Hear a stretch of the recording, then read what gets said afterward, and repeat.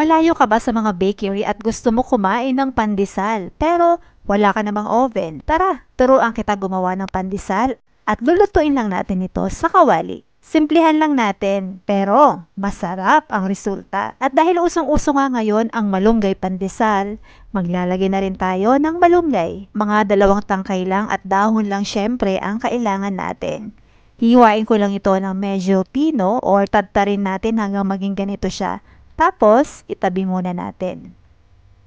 Sunod naman ay maglalagay tayo sa isang tasa ng 1/2 cup ng tubig, 1 1/2 teaspoon na yeast,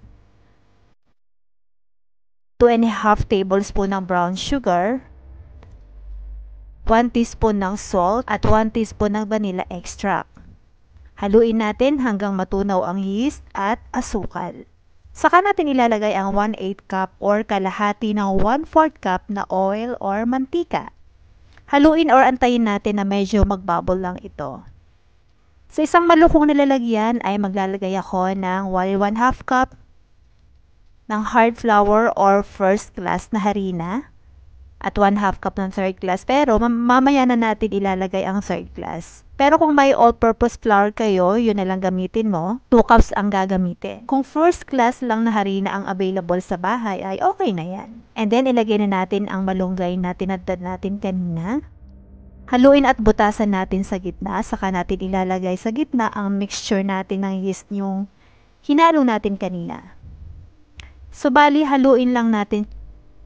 Saka natin ilalagay ang 1/2 cup ng third class or soft flour. Haluin natin.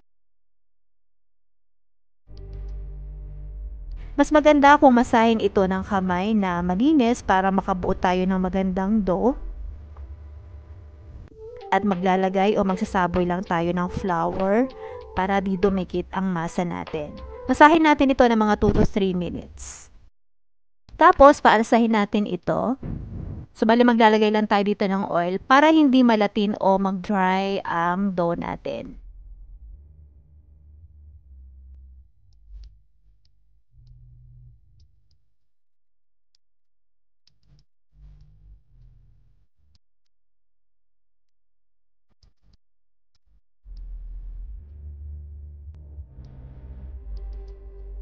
Paalasahin natin ito ng 1 hour.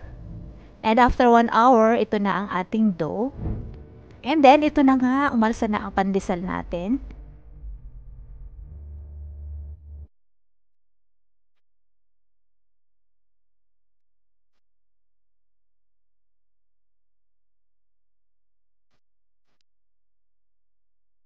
Hatiin lang natin sa dalawa ang dough at babastunin natin.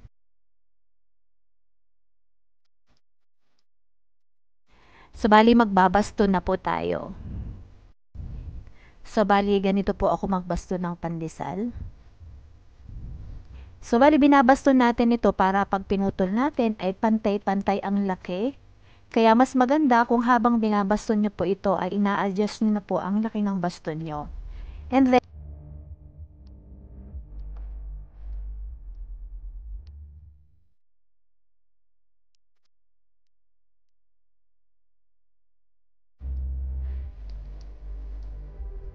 pagugulungin natin ito sa breadcrumbs. Ito po yung pinatuyo or tinoasted at dinurog na tinapay. Bali, pinulbos lang natin. O, pwede po kayo magkaroon ng breadcrumbs sa pamamagitan ng kung gusto niyo po siyang i-mixer kapag dry na po yung inyong tinapay. So, pagulungin natin ito, pagulungin natin tapos rest natin kahit mga 5 minutes bago natin putulin. And then, after 5 minutes, putulin na natin. So, bali, bahala na po kayo kung gaano kalaki. Pero, dahil sa kawali lang tayo magluluto, wag nating masyado lakihan para maluto kaagad. Pag may oven ka naman, kahit malaking malaki, okay lang. So, bali, pag naputol na natin, ay magdadagdag ulang ulit tayo ng breadcrumbs para masaya. Tapos, isilansa na natin ito sa kawali. So, bali magpapahid lang tayo ng oil sa gagamitin nating kawali sa pagluluto ng pandesal natin.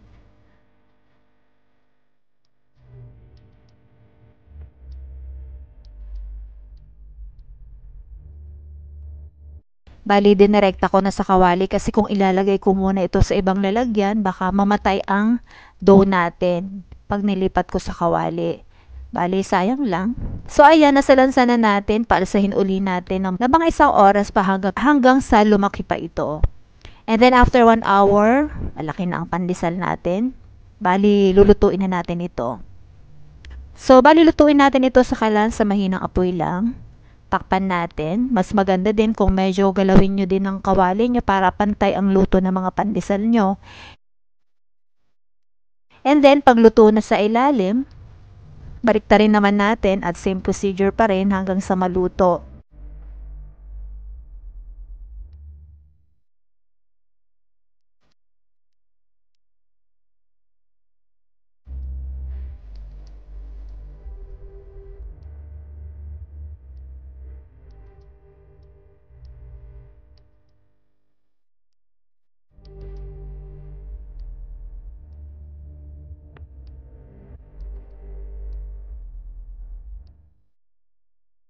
At eto na nga.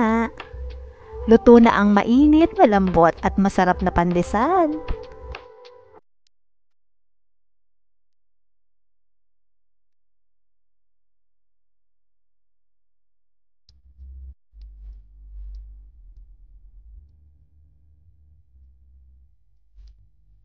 Okay, so bali lutuin din po natin yung natitira nating pandesal sa molder. So, bali magpainit tayo ng kawali. At kapag mainit na nga, ilagay na natin itong pandesal sa molder. Takpan natin. At pagluto na sa kabilang side ay baliktarin naman natin. So, ayan nga mga mahal kong viewers, ganyan lang po kadali gumawa ng pandesal sa kawali.